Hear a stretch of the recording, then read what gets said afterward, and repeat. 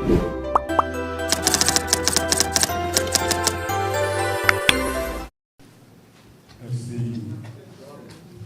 Ndeysen,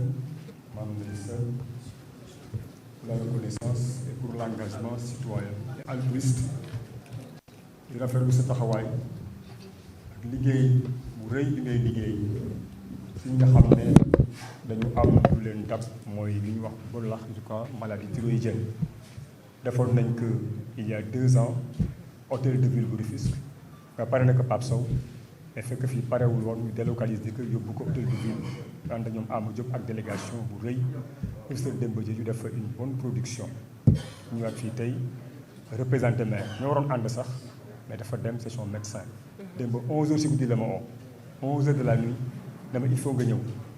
ma ne que demoon naa fa pratiquement le même discours peut être porté parce que dans les archives mu ne ma defal le tout ba nga ñëw ak ñoom Coro ñoom Aw ak toute la délégation ak Niass ak imam ak Korko Sané ñu ñëw fii ak Alassane de la cellule de communication pour vraiment honorer encore suñu présence cette journée qui est une journée noble, une journée consacrée à la thyroïde. Monsieur le docteur El Hadji Malick Diouf, médecin-chef de district de la commune de Sangalkam, Monsieur le professeur Demba Diédhiou, Madame Ndeysen, présidente de l'association des personnes souffrant de la thyroïde, Madame Mariama Dia, ambassadrice, marraine de cette journée, Monsieur Charles-Émile Abdou-Ciss, invité d'honneur, chers médecins, chers membres du personnel sanitaire, chers invités ou parties prenantes à cette journée mondiale de la lutte contre la maladie thyroïdienne. À l'entame de mon propos, je vous fais part des sincères salutations du maire Alpha Bokar Xuma, empêché, parrain de cette journée. Ceci est une confiance renouvelée. Il y a 2 ans, jour pour jour, le 25 mai 2022, le maire Alpha Bokar Xuma était le parrain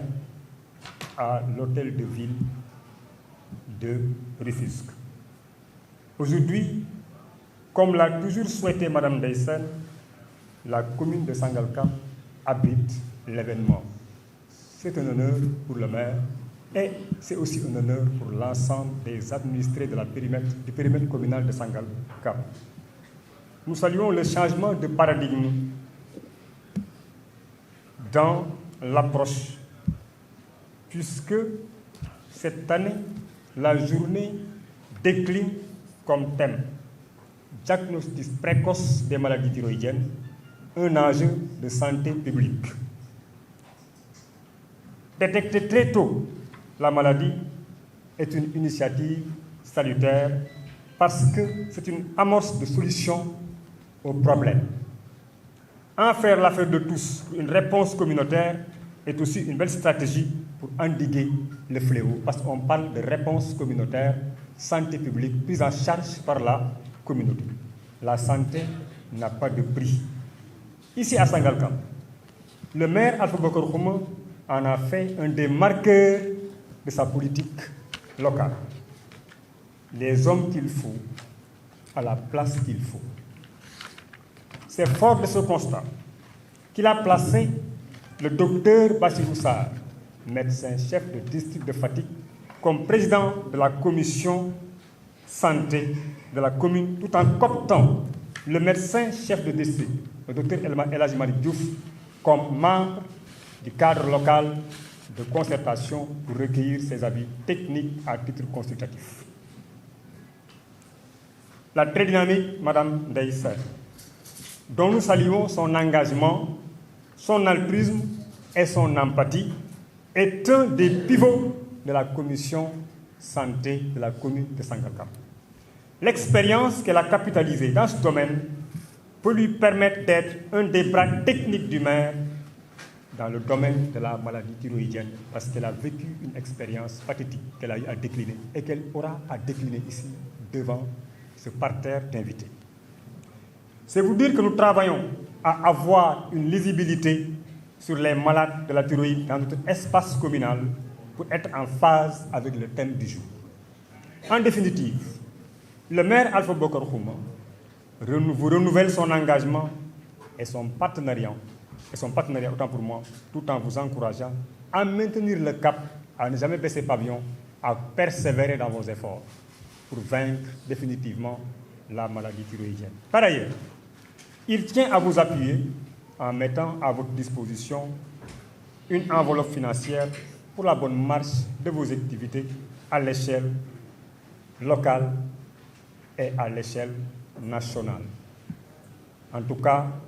le pacte est renouvelé, l'engagement est là, la mise à disposition altruiste du maire est toujours en vigueur dans cette commune-là et le maire est votre premier partenaire. Merci pour la considération. Salaamaaleykum waa Sangalkam ñu ngi leen di nuyu ku ne si turam ak santam di jiital si nuyu bi suñu premier magistrat de la ville monsieur le maire jël nuyoo bi teg ko ci loxo DCR di ko fi nekk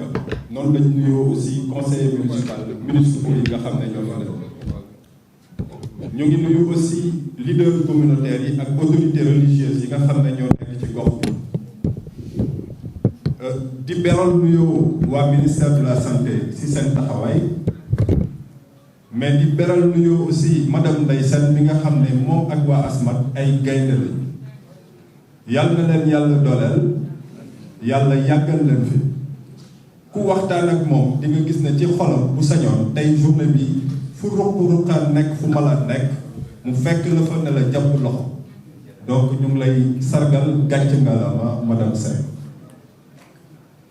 noonu la ñuy nuyoo aussi malade yi di wax ne ñun ñëpp a malade parce que booy ñaanal nit da nga koy ñaanal wër ak wër la boo wëree te sa njaboot wërul yow amoo wër ko yaram kon ñun ñëpp a feebar yal nañu yàlla teggil feebar bi ñun ñëpp may wax ci turu MIDAC mi nga xam ne ONG la ONG boo xam ne ci ñaari mbir la tënku muy le social ak le développement waxuma ci nasaraan nag ndax nasaraan bi dafa satul olof bi leerul ay séeréer la MIDAC mouvement la ONG la bu tàllal loxo jàppante ak ASMAT pour ñëw fekk si ko ci li muy def ñu def si as néew li ñu mën mënuma jàll nag te santuma gërëmuma délégation bi ñu àndal muy waa MIDAC ñëw ñu jóge si ay région ñëw pour fekkee bés bi loolu day wane ne rek suñu collaboration ak ASMAT collaboration de premier choix may nuyu soxna Asi Dramé mi jógee ba Kaolack ak ñi mu àndal Ami Mbaye Awa Dieng Gida Dramé ak ñeneen ñi fi nekk mais di beral nuyoo madame Julde Gissé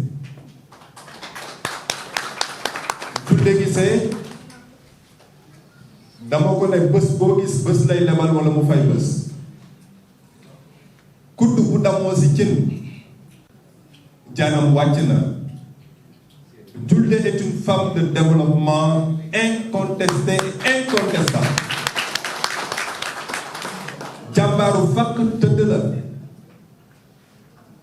communication dafa jafe may wax ne ñun équipe lañu ñun xamuñu nga fakkastalu ñu bàyyi la ci suuf quand une voix autorisée parle elle parle au nom du MIDAC quand cette même voix autorisée commet une erreur c'est pas l'erreur à madame Julde Gissé c'est l'erreur à tout MIDAC ci turu MIDAC waxuma ci turu Julde Gissé ci turu MIDAC képp koo xam ne jot nga audio boo xam jëmbat na sikki sàkk sa xel ba nga jël sa saak wala nga jël sa valise ñëw fii depuis ca fajar maa ngi lay baalu ak booy mere bul mere Julde Gissé pour mele madame Sène boo mënul mere waa MIDAC yépp sax mereel Bassirou Faye parce que kii la mu daan wax dañ ko waxlu wax nag dafa yombul moo tax mu waxee na mu waxee ngeen déggoo ko na ngeen ko déggee jëfee na ngeen ko jëfee waaye ngir yàlla nañu fàtte ni mu waxee te jéem a xool li taxoon muy wax defar dong nga ko taxoon def doomam feebarul këram amul kenn ku fa feebar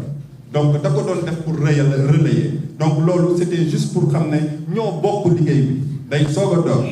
mais ni mu tàmbalee aussi du ñu décourager du tax ñuy xool kenn di sëg MIDAK est engagé MIDAK dina nekk ci wetu asma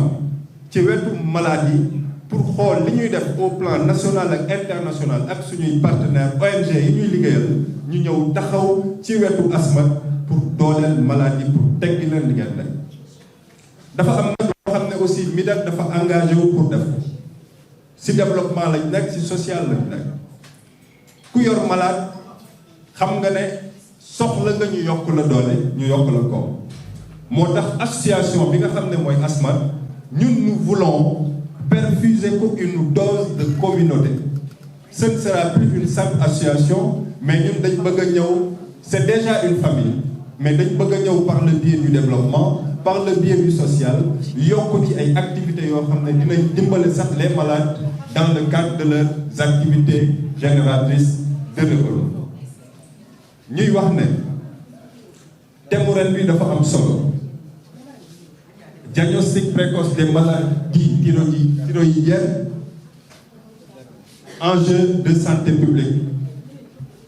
muy saytu bu teel bi nga xam ne gis nañ ko feebaru goitre ci nit ku mu dal day yombal paj ma c'est un thème aussi évocateur parce que c'est un thème qui nous interpelle tous ñun ñëpp lay interpeller moo tax ci kaw loolu fi may daanelee mooy nañu fexe ba journée mondiale bii bañ a nekk journée mondiale boo xam ne journée mondiale folklore la may ñaan mu nekk journée boo xam ne dañuy jël ay résolution ferme yoo xam ne ñun ñëpp dañuy jaayante ba buñ fii dajewaat wala feneen fu mu mënti doon bu ñuy def bilan wu journée mondiale 2024 bañ defoon Sangalkam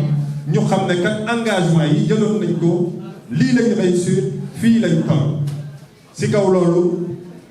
ñu ngi sant ñëpp di gërëm ñëpp di ñaan yàlla ñu dund ko ci jàmm dellu ci jàmm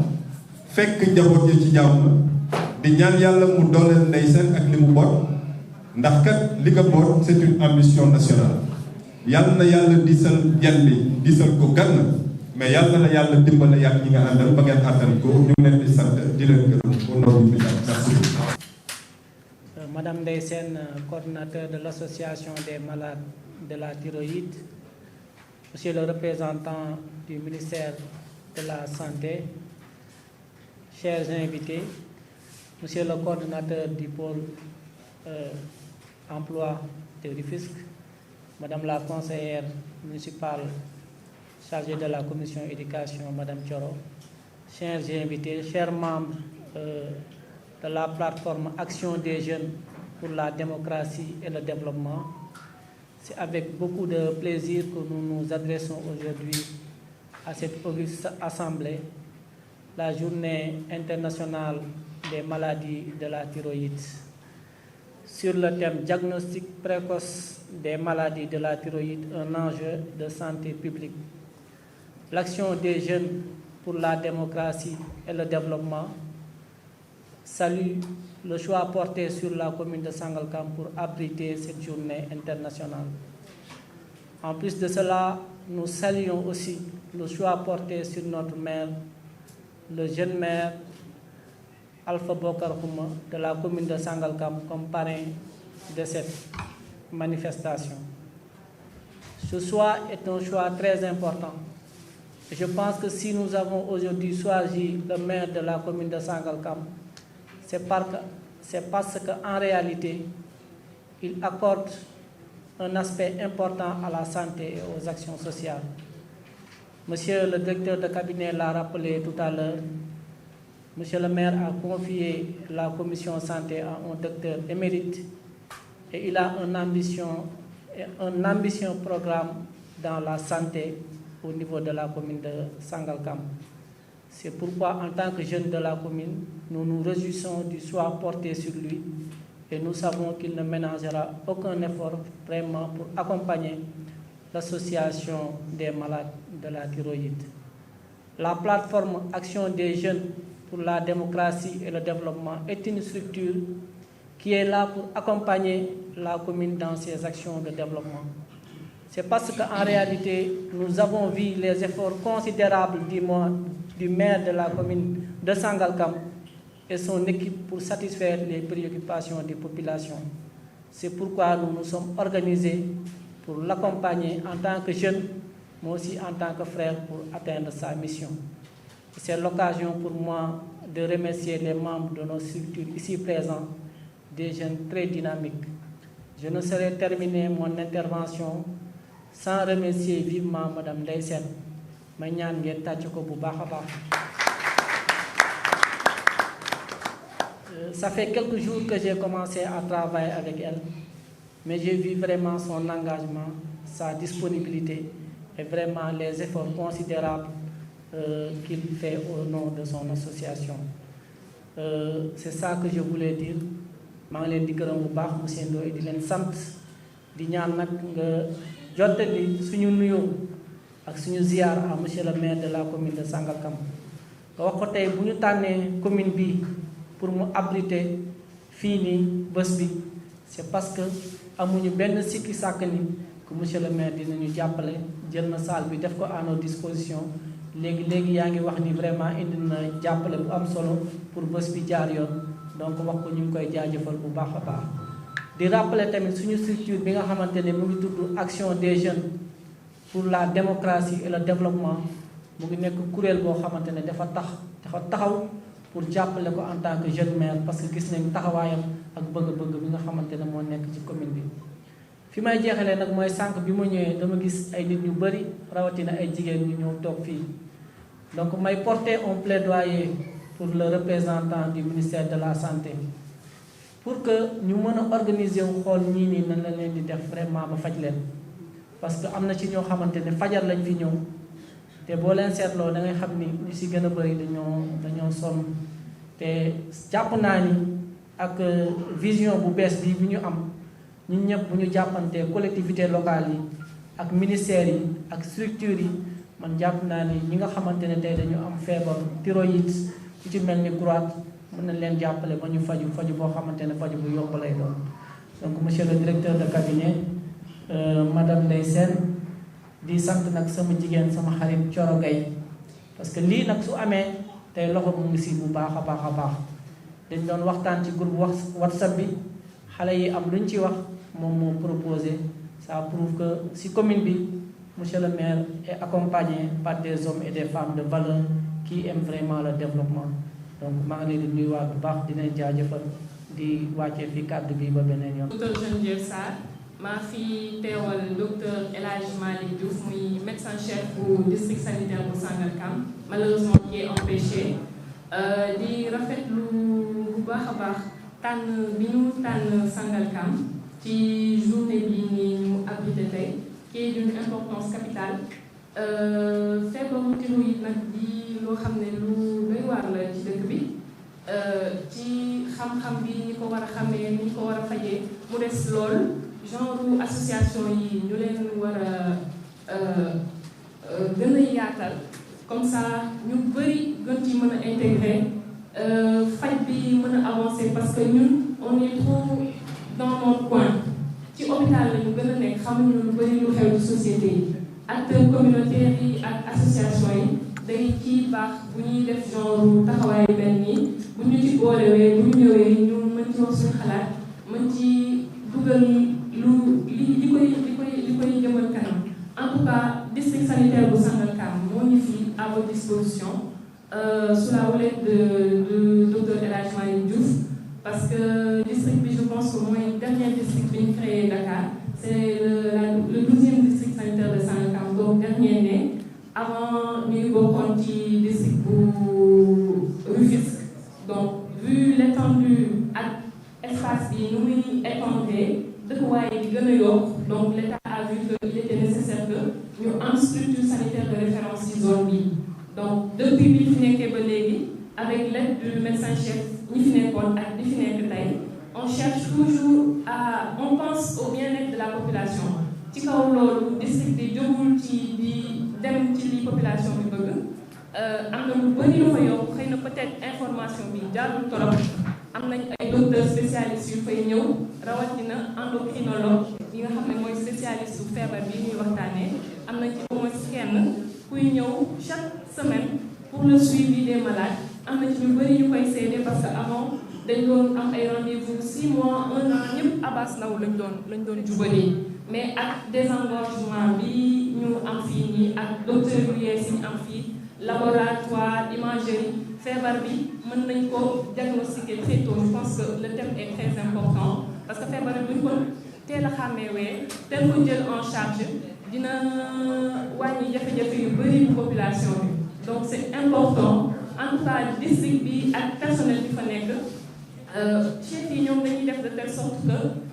ñuy am plateau médical bu yemoo ak yi nekk Dakar yëpp comme ça dootul aajoo ci nit ñi di jógee Sangalkam di xëy fajar dem ba Dakar non pour mën a faju en tout cas lépp luñ ci mën ñu ngi koy def ci hôpital bi ñu ngi yokk docteurs yi 7 jours sur 7 24 heures sur 24 léegi boo demee hôpital bu Sangalkam di fa fekk médecin buy consulter radiographie am na fa imagerie échographie bilan yi laboratoire bi c'est équipé lépp c'est disponible au niveau du district maintenant nag genre taxawaay yi day baax trop parce que boo xamul doo dem bu ñu xamalee waa population bi que ne lii ak lii ak lii mooy jotee lii bu ñu ko téeree seen yaram bu ñu ñëwee hôpital en tout cas dinañ ci def lépp lu ñu war ba feebaru thyroïde bi lu mën a faagaagal ñu bëri en tout cas au nom du médecin-chef du district sanitaire de Sangalkam ñu ngi leen di remercier encore une fois de plus ci tànneef bi ñu tànn fii nii parce que lii lu baax la ci hôpital dina tax ñun ñu xamal suñu bopp que ne am nañ hôpital bu fi nekk am na ay spécialistes am nañu mën a jël en charge maladie bi pour que ñu bañ a jéggaan di dem fu sori peut-être mu créer benn lenteur ci prise en charge bi en tout cas le district sanitaire est là à votre disposition toujours en collaboration avec la mairie aussi parce que on travaille ensemble comme l'a dit le représentant du maire le district est là à votre disposition lépp lu ñu mën a def pour jëmale kanam parce que c'est bon que ça se passe une fois dans l'année mais aussi que mu nekk loo xam ne du ñu wax tey rek après ñu fàtte mu nekk lu pérenne mu nekk njëriñu askan wi et tout ku nekk am sa wér gu yaram. Monsieur le représentant du ministre de la Santé, Madame la représentante du ministre du médecin-chef du district, excusez-moi, cher invité d'honneur, le président Charles-Émile Abdou Ciss. waaw le président Charles-Émile Abdou Ciss moom mooy invité d'honneur bi mais dafa am dëj mooy enseignant bi nga xamante ne dañ koo kii bu muy liggéey ñu jam ko mu mujj gaañu waaw mbokkam la ci dëj bi la dem moo tax ñëwul mais mu leen di nuyu yéen ñëpp di excusé wu. Monsieur le maire de la commune de Sangalkam, parrain de la journée Alpha Bokar Khouma, ma très chère marraine Adja Mariam Dia, Monsieur le sous-préfet, Mesdames et Messieurs les conseillers municipaux, Mesdames et Messieurs les membres de la conférence des leaders, Messieurs les délégués de quartier, Mesdames les Badjinogor, chers étudiants, chers partenaires de MIDAC, représentés ici par une très forte délégation, accompagnée par Monsieur Bassirou Faye. Chers invités, chers sympathisants, chers malades,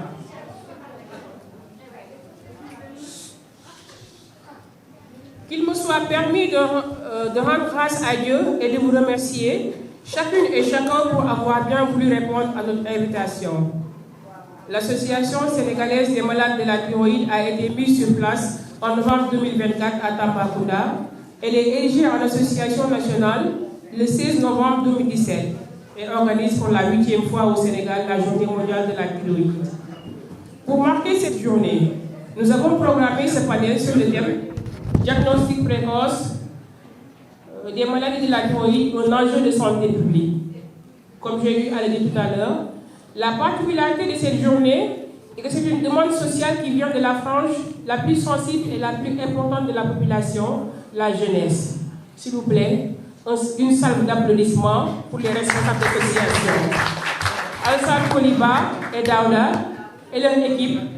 Et une salle d'applaudissement aussi à ma grande sœur, Mme Diakhaté Chorogay.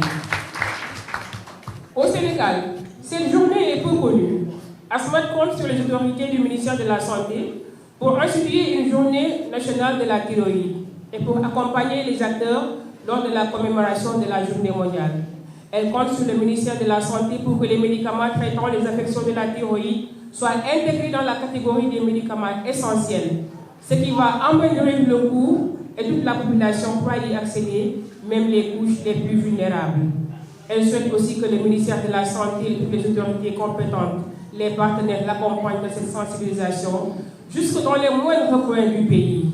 Elle souhaite que les interventions chirurgicales ne prennent plus autant de temps pour les malades. Elle souhaite que le coût des analyses soit amoindri. Elle souhaite qu'il y ait plus d'endocrinologues dans les régions. Elle souhaite que les services sociaux soient plus réactifs aux urgences. Cela contribuera sans aucun doute à une meilleure connaissance de la maladie et favorisera une meilleure prévention en vue de réduire les cas, voire d'éradiquer cette pathologie dont souffrent beaucoup de femmes, dont souffrent beaucoup de personnes, particulièrement les femmes.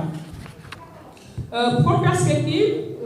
nous avons eu à réaliser beaucoup de choses, mais comme le temps nous est compté, j'en passe. On l'a fait, et bon, on l'a fait pour le maître des cieux. On passe pour ce qu'on a eu à réaliser, mais on va directement aux perspectives. Relever le niveau d'information des membres de la communauté par l'information et la sensibilisation. Organiser des rencontres d'échange avec les professionnels de la thyroïde, les badiénogos, les relais communautaires. Éventuelle collaboration avec la CNU, renforcer la collaboration avec les partenaires, renforcer les capacités des membres en matière de communication et de plaidoyer, organiser des causeries par région, organiser des séances de dépistage gratuites. La tâche n'est pas de tout repos, mais difficile n'est pas impossible. Alors, le secret de la réussite réside dans la persévérance dans l'effort. ASMAD persévère. Même si elle sent la fatigue, même si le triomphe l'abandonne, même si une erreur lui fait mal, même si une illusion s'éteint, ASMAD recommencera, Inch'Allah. Je l'avais dit l'année passée, je le redis, ASMAD recommencera. Pour redonner au jour la joie de vivre à ces femmes qui pleurent sous la maladie, ces femmes que le mal emplit, que la société stigmatise et que la maladie ronge. Vous constaterez mon insistance sur le mot « femme ». Car sur les 10 malades, les 9 sont des femmes. Mais le phénomène s'étend aussi chez les enfants, l'espoir de notre nation. Il urge alors de prendre des mesures draconiennes contre cette pathologie. Et je lance un appel solennel à son Excellence, le président de la République du Sénégal, M. Bassirou Diomaye Diakhar Faye,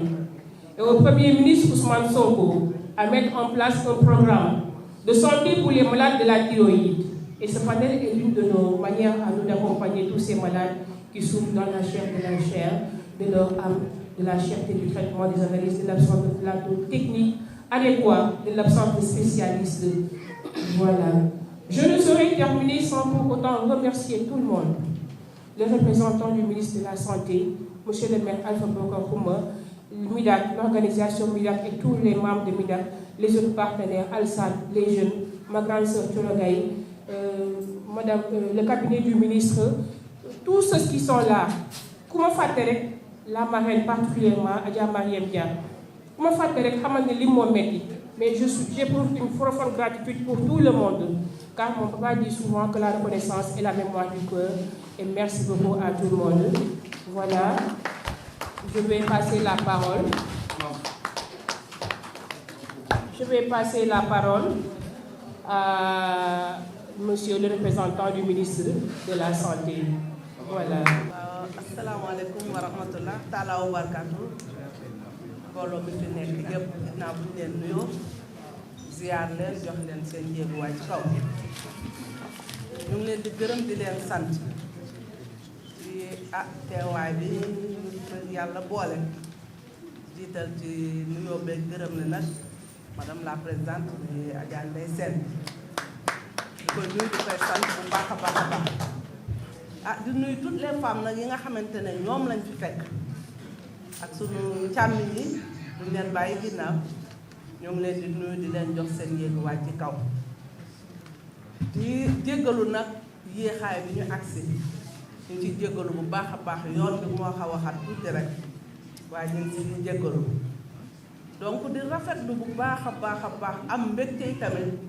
ginnaaw bi ñu ñëwee fekk si suñuy nawle jigéen ñi ndaxte xam nañ ne jigéen kat boo ko waxee jigéen mooy société ndax jigéen mooy yaay jigéen mooy lépp ñu ànd nag fii nii di célébrer la journée internationale de la maladie du thyroïde donc mu doon jafe-jafe doon nattu ndax nattu lañ ko mën a wax ndax dafa métti ndax ku ne xam na ne doomu aadama ci boppam jàmm rek moo xëj si moom kon nag bu ci traversé yenn métit yi rek wax dëgg fa neex yàlla day xaw a métti te day sooxe moo tax nag dañu ñëw ànd ak yéen célébrer ndoo la journée ñaan yàlla nag mi nga xamante ne ginnaaw moom mi nga xam dara taw ko képp koo xamante ne nii rek yaa ngi koy gàllankoor si yow suñu borom teggil la ko teggin gi gën a yomb donc ci loolu laay jaaree daal di nuyu ñëpp ñi nga xamante ne ñoo fi représenté ñi nga xam ne ñoo représenté ministère de la santé ñi nga xam ne ñoo fi représenté ou bien moom personnellement le maire de la commune de Sangalkam ak toute l'équipe de production bi nga xamante ne ñoo fi ne muy les médias muy les médias sociaux donc ñoo ñëpp ñoo ngi leen di nuyu di leen ziar di nuyu aussi ak ñi nga xamante ne ñoo ma accompagner ñu jógee ba wax dëgg yàlla xaw a xëcc tuuti nag waaye nag mbégte la ñu ñëw fekk si leen di leen ñaanal yàlla rek wax ne ñun de ndax xam nañ ne ñun wax dëgg neex yàlla dañ koy nangu même bu dee ne nattu la muy daal di opter développement bu ñu opter développement ku ko xam ne social la ci développement boobu nag la ñuy wax dañuy jéem a jàppale ci kattanu suñu borom ak ci ndimbalam ba nga xamante ne képp fu jigéen nekk comme ñun rek fu mu mën di nekk rek ñu mën ko faa fekk lépp luñ ci mën ci taxawu lépp luñ ci mën ci jàppale ñu jàppale ko donc ndax ci ndimbalam nag suñu borom la bu ko defee nag ñun li ñuy mën a def rek mooy danañ leen proposer nga xam ne au moins dana xaw a alléger tuuti ndax ku ne xam na ne feebar c'est stressant feebar dafa métti au lieu nit ki toog ci ruqam rek di sentir feebaram di morfandu ci benn côté du neex au moins ñu dugal ko ba nga xam ne du am temps bi nga xam ne day toog di réfléchir di lii ci jàngoroom ñu utal ko benn occupation ndax ku wax occupation rek da ngay wax activité ci kaw loolu nag la ñuy def des activités génératrices de revenus nga xamante ne vraiment jigéen ñëpp nag lañ ciy tàllal loxo danañ ci jéem suñu kéemtalaay kàttan toutes les formations possibles yu ngeen di soxla ñu mën leen cee jàppale ba kenn ku ci nekk ci fa nga toog da nga soqali sa njaboot soqali sa zone ba nga nekk loolu daal laa xam ne vraiment ñu ngi koy jéem di leen ci tàllal loxo yéen tamit luñ ci mën ci kattanal yàlla dana ci taxaw jàppale leen ci ndimbalu suñu borom. merci beaucoup présidente maa ngi nuyu ñëpp kenn ku nekk turam ak santom maa ngi tudd Tidiane Badji comme ni ko waxee psychologue conseiller la au niveau de la division de lutte contre les maladies non transmissibles bu ñu waxee maladie non transmissible moom mooy ngànk lépp bi jëm ci diabète mooy hypertension mooy cancer mooy également thyroïde dama leen di liiral discours ministre de la santé le docteur Ibrahima Sy. Monsieur le représentant du maire de Sangalkam, Monsieur les représentants des ONG, Mesdames, Messieurs les représentants des chefs de service déconcentrés, le représentant également du médecin-chef du district de Sangalkam, Madame la présidente de l'association sénégalaise des malades de la thyroïde, Messieurs, Madame les représentants des jeunes de Sangalkam, Messieurs, Madame les représentants de la presse, chers invités, tey dama am contenté bu mag a mag ñëw assister journée mondiale de lutte contre la thyroïde. Seet nañ ne fii ci Afrique feebar bi dafa métti lool te gis nañ ne am na ay avancement waaye nag feebar bi dafa doon feebar bu métti te population bi xamuñu boobu feebar buñ ko waree nag ci Sénégal mun naa wax ne amuñu ay données en réalité par exemple boo jëlee établissement public de santé tel que principal ak également Abass Ndao ñu bëri foofu lañ leen fajee c'est vrai am na yeneen hôpitaux yi nga xamante ne dañuy faj yooyu feebar boo jëlee prévalence par exemple hôpital principal dañuy ne téeméer boo jël benn nit am na boobu feebar boo jëlee Abass Ndao téeméer boo jël quand même am na 10 ñi ko am te boo seetee comme par exemple lu ko waxee boo jëlee fukki nit yaakaar naa ne 9 yi ay jigéen lañu donc pour wala ne quand même feebar bi jigéen la gën a sonal mais quand même seet nañ ne am na ay xale yi nga xamante ne dañuy am feebar bi sànq li bu mu ñëwee ma fekkee ñi nekk ci biti ñun waa ministère sincèrement man personnellement ma gisee loolu je me suis dit vraiment il faut qu'on revoie les stratégies par rapport à la prise en charge de cette maladie. feebar bi doon na feebar bi nga xamante ne du waa kër docteur kese moo si war a dugal seen loxo pour faj boobu feebar te rawatina moo tax ministère de la santé dafa ne il faut ñu bëri ñi nga xamante ne ay experts lañu war nañu gën a dugal seen loxo moo tax maa ngi jaajëfal waa district sanitaire de Sangalkam bi nga xamante ne nee nañu quand même dana am kuy ñëw endocrinologue buy ñëw di seet maladie loolu la ñuy xaar au niveau opérationnel nit ñi di am ay stratégie locale pour prendre en charge quand même ces maladies soxla nañu aussi yeneen médecin yi nga xamante ne war nañ leen tàggat pour ñu mën a faj ñooñu wala ñu jël ce qu'on appelle le diagnostic précoce et aussi feebar bi soxla na ñi nga xamante ne dañuy opérer mu am aussi ñi nga xamante ne ay ORL sans oublier psychologues yi mais les assistants sociaux les travailleurs sociaux parce que sànq ni mu ngi koy wax boo amee feebar bi en réalité dafa am ñaar ce qu'on appelle le psycho et le social moo tax nee nañu jafe-jafe bi nit ki mën nañ ko gis parce que am nga gloire waaye yaa ce qu'on appelle la souffrance intérieure qui est invisible qui est la plus importante et il faut l'appréhender pour aider à ces maladies de vivre la plénitude de leur être, de leur bien-être psychologique. nee nañu feebar bi également boo ko seetee faj bi dafa doy waar te dafa cher léeg-léeg dafay am ay rupture sànq nii ñu koy wax moo tax ñun waa kër docteur comme plaidoyer bu président bi wax danañu gën a dugal suñu loxo comme ci budget pour au moins ñu mën a dugal ces médicaments là dans les médicaments essentiels comme ni mu ko waxee pour mën a au moins gérer tout ce qui est tension par rapport aux médicaments. kii am feebar bi dafay jànkonte ay jafe-jafe yu bëree jafe-jafe bu njëkk bi mooy fu muy fajoo jafe-jafe bu beneen bi mooy tous lu ñuy wax ne dañoo ndóol dañoo ñàkk amuñu doole pour mën a faju beneen bi mooy seet nañ ne lu ñu am ay information yu bëri lu jëm ci feebar bi comme luñ ko waxee c'est une maladie handicapante, une maladie qui défigure complètement la femme et avec des conséquences extraordinaires.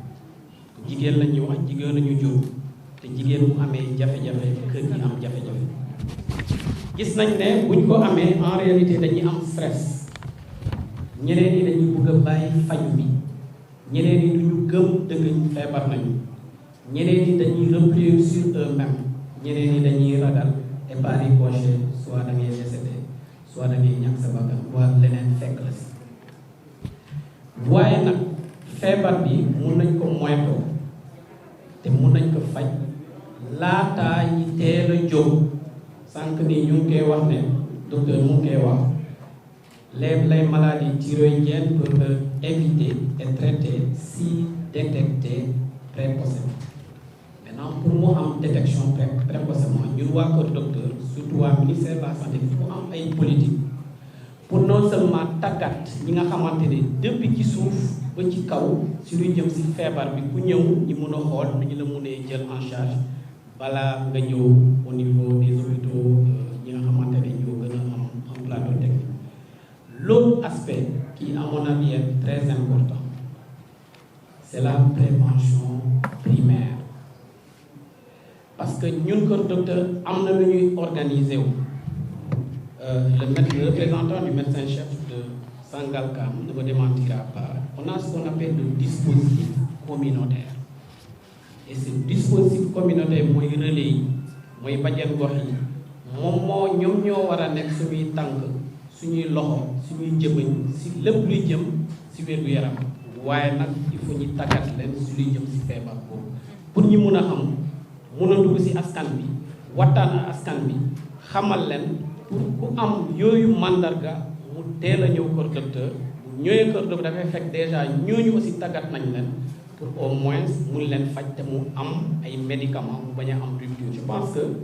monsieur le ministre loolu vraiment dana doon benn plaidoyer bi nga xamante ne bu ñuy defar rapport bi danañ ko wax si loolu te yaakaar naa ne dina si taxaw bu baax a baax. Je suis particulièrement fier de présider cette cérémonie officielle de lutte contre la maladie thyroïdienne.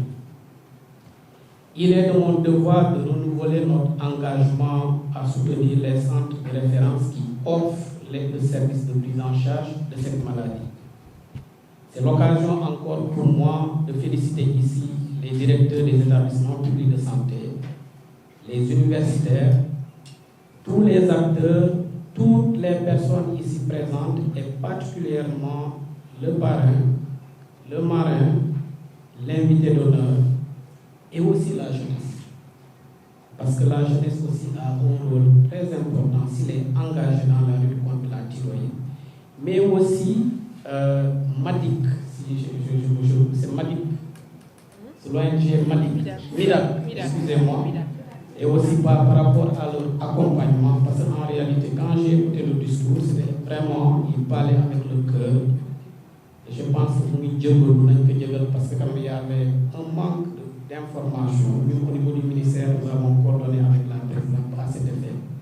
Mais vraiment, peut-être l'intention était bonne. Je pense qu'il faudrait beaucoup bien coordonner par rapport à ça. Mesdames, Messieurs, la célébration de la Journée mondiale de la thyroïde cette année sous le thème diagnostic précoce des maladies thyroïdiennes, un enjeu de santé publique, est l'occasion pour nous de féliciter le professeur Demba Djedju et son équipe pour leur accompagnement dans le renforcement des capacités des prestataires en vue d'améliorer la qualité de la prise en charge. Une semaine avant l'activité, la présidente de Monet, Yundal Demba Djedju nous a lâché. Oui, le professeur nous a lâché parce qu'en réalité, c'est lui qui animait les panels et conférences à cet événement. Mais en réalité, il ne nous a pas lâché, il est encore là avec nous. Je pense que c'est l'occasion également de le féliciter. Madame, Messieurs, je puis vous assurer que les efforts du ministère de la Santé et de l'Action sociale dans le domaine de la lutte contre les affections de la glande thyroïde sont en train d'être renforcés avec l'octroi des bourses de formation pour les spécialités. Le représentant du médecin, chef du district, vous avez tantôt parlé de l'importance quand même de prendre en compte les experts. Je pense que le ministre également s'engage à renforcer. Je vous demande un banc pour le professeur Demba Djedju. Il n'a pas lâché l'association, il est là avec nous. Pourquoi je vous dis de faire un banc pour lui? Pour vous dire qu'il y a de cela 2 semaines, le directeur de la lutte contre la maladie a insisté que lors de la réunion de coordination, qu'il y ait une thématique sur la thyroïde. Et c'est le professeur qui l'a animé. Donc pour vous dire, il est en train de faire beaucoup d'efforts pour l'amélioration de la santé également de ces malades. Permettez-moi enfin de saluer le travail de l'Association sénégalaise des malades de la thyroïde dans le domaine de la prévention, de l'information, de l'éducation et de la sensibilisation de la population générale, des décideurs et de leurs pairs sur l'ampleur et l'urgence que constitue la maladie. L'engagement du mouvement associatif est un élément incontournable dans cette lutte contre la thyroïde, notamment dans les domaines de la prévention et de la promotion. Je vous encourage et vous souhaite plein succès et lance officiellement la journée mondiale de lutte contre la violence.